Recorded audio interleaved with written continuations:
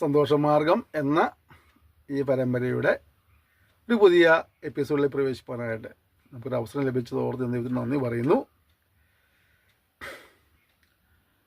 അവരവരുടെ ഉന്നമനത്തിനായിട്ട് തന്ത്രമോ കുതന്ത്രമോ ഒക്കെ ഉപയോഗിക്കാൻ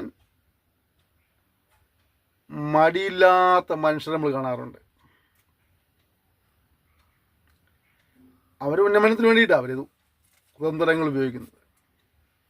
എന്നിട്ട് ഈ തന്ത്രങ്ങളെല്ലാം ഒപ്പിച്ച് അവിടെ ദിവസത്തിൽ വരുമ്പോൾ ഭക്തന്മാരായി നടിക്കുന്നതും കാണാൻ കഴിയുന്നുണ്ട്. നമുക്ക് വ്യക്തിപരമായി അറിയാവുന്നവർ മറ്റുള്ളവരെ അതിരുമാന്തുകയും മറ്റുള്ളവർക്ക് ഉപദ്രവം ചെയ്യുകയും അടുത്ത കൈക്ക് ഉപ്പ് തയ്ക്കാതിരിക്കുന്ന ചെയ്ത പുള്ളികളൊക്കെ ഈ ആലയത്തിൽ, പ്രാർത്ഥനാലയത്തിൽ വന്നിട്ട് അല്ലെങ്കിൽ ദൈവാലയത്തിൽ വന്നിട്ട് കാണിക്കുന്ന ഭക്തിയുടെ വേഷം കാണുമ്പോൾ നമുക്ക് തന്നെ അവരുടെ വെറുപ്പ് തോന്നാറുണ്ട്.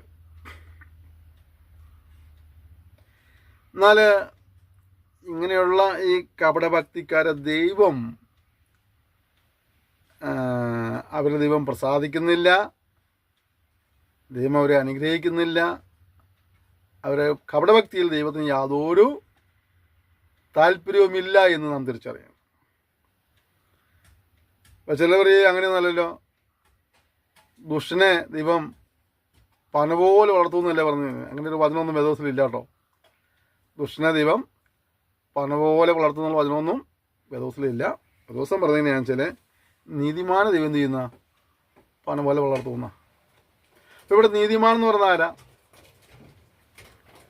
നീതി പ്രവർത്തികൾ ചെയ്യുന്ന, പുണ്യപ്രവർത്തികൾ ചെയ്യുന്ന മനുഷ്യരെ ഉദ്ദേശമല്ല അവിടെ നീതിമാൻ എന്ന് പറയുന്നത്.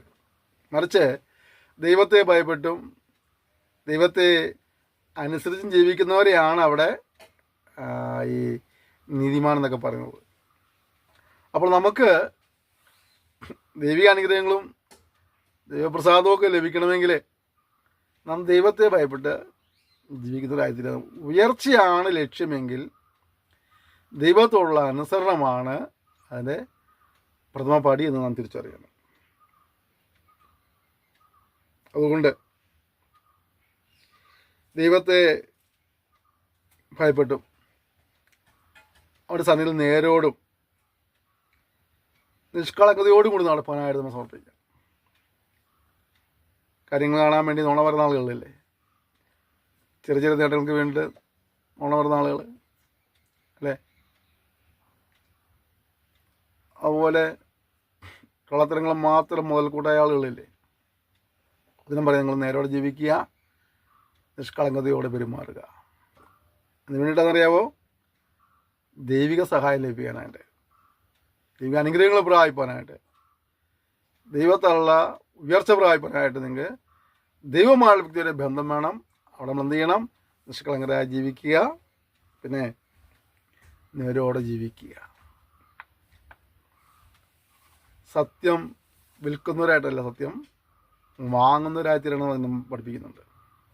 ദിവസനയിലെ നിഷ്കളങ്കരായി ജീവിച്ച് അബ്രഹാമിൻ്റെ ദൈവം പറയുന്നുണ്ട്, നീ എൻ്റെ മുമ്പിൽ നിഷ്കളങ്കനായി നടക്കുക എന്ന് പറയുന്നുണ്ട്.